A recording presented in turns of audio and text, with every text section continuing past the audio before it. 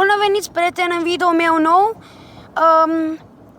Minecraft Multiplayer pe 0.11.0 de pe Minecraft Pocket Edition. Mă duc aici. Deci trebuie să apăsați pe New sau pe New sau pe Nou Editor. Apăsați pe ăsta și pe Name. Name este Hunger Teens. Așa. IP adresă. Trebuie să mă uit că nu mai știu. Este sg.lbsg.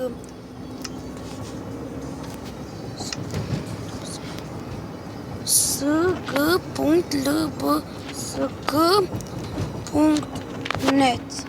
Asta este. Și la name scrieți Hunger Teens. Așa. Da, și portul lăsați. Apăsați pe ăsta din jos, aici. Da, gata, ți l-a făcut. Ciao!